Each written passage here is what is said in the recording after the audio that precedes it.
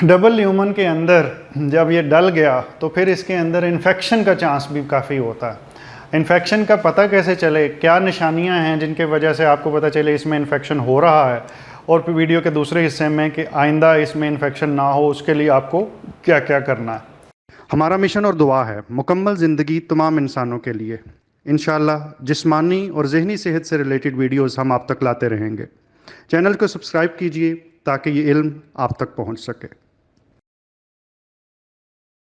Number 1, अगर फ़र्ज़ करें किसी को डबल ल्यूमन डला हुआ है तो और उसको बुखार हो गया, फीवर, तो उसकी एक वजह यह भी हो सकती है। और इसके साथ उमूमी तौर पे शिवरिंग होती है। शिवरिंग से मुराद ये है कि थोड़ी सी कपकपी। फिर इसके साथ डायलिसिस के दरमियान में शिवरिंग होती है, यानी यही बुखार और यही शिवरिंग डायलिसिस शुरू होता है तो डायलिसिस के अगर ये डबल ल्यूमन के अंदर कोई इन्फेक्शन मौजूद हो तो वो जिस्म के अंदर सरायत कर जाता है और उससे फिर अचानक कपकपी और बुखार की कैफियत पैदा हो जाती है। और ये भी एक निशानी है कि आपके डबल ल्यूमन में इन्फेक्शन हो गया। डायलिसिस में बुखार और कपकपी की और भी बहुत सारी वजूहात हैं जो आने वाली दूसरी डायलिसिस की सीरीज़ शुरू की गई है उसमें मैं मुख्तलिफ़ टाइम पे इंशाल्लाह वो बताता रहूँगा। लेकिन डबल ल्यूमन की मौजूदगी में इसको फ़र्स्ट प्रेफरेंस रखने की ज़रूरत है। दूसरा, जब आप पट्टी चेंज कर रहे हों डबल ल्यूमन की या करवा रहे हों, डॉक्टर या आपका टेक्नीशियन पट्टी चेंज कर रहा है और उस डबल ल्यूमन की जगह पे सुर्खी बहुत शदीद हो चुकी हुई है या उसमें वाइट कलर का कोई मादा आ रहा है तो ये भी एक इन्फेक्शन का साइन है। इस सूरत में भी अपने डॉक्टर या मौलिज से रब्ता करें, टेक्नीशियन को भी इन्फॉर्म कर दें। वो ख़ुद भी देख सकते हैं, वो ख़ुद भी इन्फॉर्म कर देते हैं, लेकिन अगर उनके जहन से निकल जाए और आपको ये सुर्खी या पास या वाइटिश मटेरियल जहाँ से डबल ल्यूमन पट्टी के दरमियान एक्सपोज हुआ था वहाँ से नज़र आ जाए तो आप इसके बारे में अपने डॉक्टर को इन्फॉर्म करें। जब ये शक पड़ गया या तो बुखार की सूरत में, कपकपी की सूरत में या देख के, फिर उसके बाद क्या करना। उसके बाद जैसे मैंने सबसे पहले बताया कि आपने मौलिज को तो इन्फॉर्म करना ही करना है, साथ आपने कुछ टेस्ट जो उनसे हैं वो उसी टाइम करवा लेने हैं।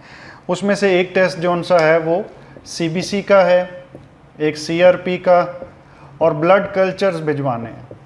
इसके कई सेट भिजवाने का रिकमेंडेशन है, लेकिन एक ब्लड कल्चर जो उनसा है उसका सैंपल इस डबल ल्यूमन के बीच में से लेना है और दूसरा कल्चर सेंसिटिविटी ब्लड का सैंपल किसी और लिम्ब से यानी बाजू वगैरह से लेना है। कोशिश करना है बाएं बाजू को सेव करें ताकि उसके दरमियान में कोई प्रॉब्लम ना आए।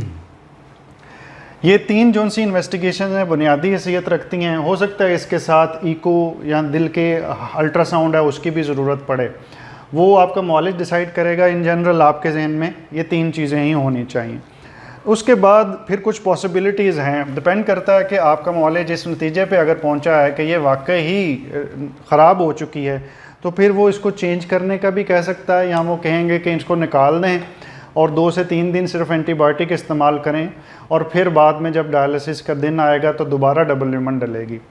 दूसरी सूरत में अगर मामूली मसला कोई नज़र आए और शक हो तो बाज़ का डबल ल्यूमन को ओवर द गाइड वायर तब्दील भी किया जाता है, जो जनरली इतना रिकमेंडेड नहीं है लेकिन बाज़ का मजबूरी में करना पड़ता।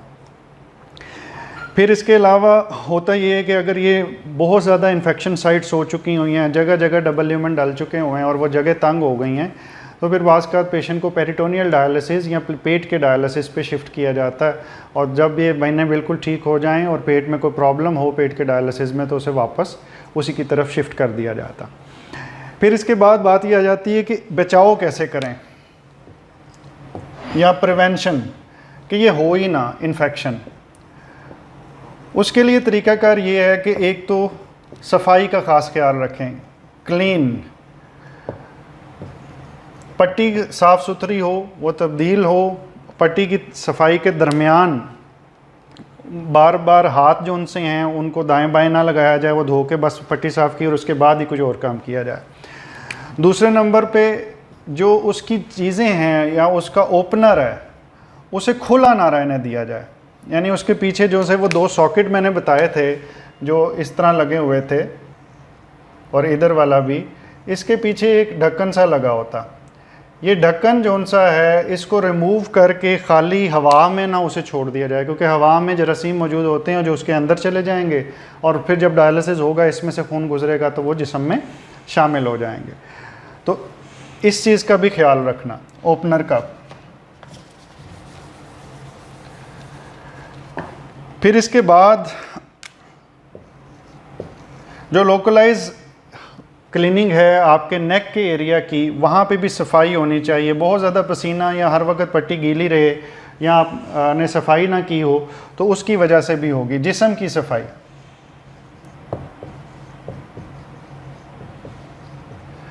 फिर बात की आ जाती है कि अब डायलिसिस के अंदर वो खुलना तो है और लगना है, तो चांसेस ऑफ इन्फेक्शन होते हैं।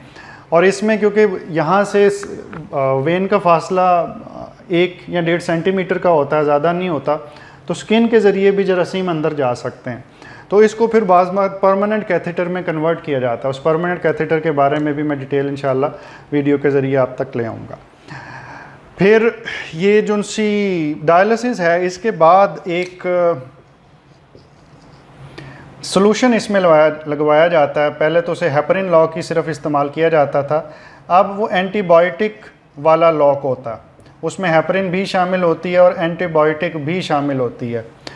अब जो एंटीबायोटिक वाला लॉक है, इसके अंदर मुख्तलिफ ब्रांड से पाकिस्तान में मौजूद हैं, जैसे कि टोरोलॉक है, सिट्राफ्लो प्लस है, सिट्रोलॉक है। ये डबल ल्यूमन में डायलिसिस के बाद लगाने होते हैं। तो उसके अंदर जब एक दफ़ा डायलिसिस हो जाए और वो लगा दिया जाए तो फिर जो जरासीम उसके अंदर कैद हो जाते हैं या हवा से उसमें दाखिल हुए होते हैं, वो उनको मार देता। उसकी वजह से डबल ल्यूमन की ज़िंदगी लंबी हो जाती। अमूमी तौर पे ये डबल ल्यूमन 2 से 4 हफ्ते के दरमियान चलता है और इससे पहले भी ख़राब हो सकता है और इससे लंबा भी चल सकता है, डिपेंडिंग अपॉन कि इसका कितना ख्याल रखा गया। फिर जब इसमें एक इन्फेक्शन पैदा हो चुका हो, इस सब कुछ करने के बावजूद भी, तो फिर इसमें एंटीबायोटिक दी जाती हैं। वो कौन सी देनी है वो मैं नाम इस वजह से सबको नहीं बताता कि सेल्फ़ मेडिकेशन में वो ख़तरनाक हो सकता है। कुछ मरीज़ों में कुछ दवाइयाँ इस्तेमाल करनी होती हैं, कुछ में कुछ और। तो ये आखिरी जो स्टेप है ये मुआलिज तक छोड़ दें, क्योंकि वो इलाज का हिस्सा है। एहतियात, ख्याल, बचाव, ये हर पेशेंट को, हर इंसान को, हर टेक्नीशियन को पता होना चाहिए, जिन्होंने कभी ज़िंदगी में डायलिसिस वाले पेशेंट के साथ डील किया हो या खुदा ना खास्ता उनकी फैमिली में किसी को डायलिसिस करवाना पड़ा हो। मैं उम्मीद करता हूँ इस वीडियो से भी आपकी ज़िंदगी में कोई आसानी दाखिल होगी और आपको इस तरह के किसी तकलीफ़ से बचाव का सबब बनेगी। अल्लाह ताला आपको मुकम्मल ज़िंदगी दे और दूसरों की ज़िंदगी मुकम्मल करने का शर्फ अता करे। शुक्रिया।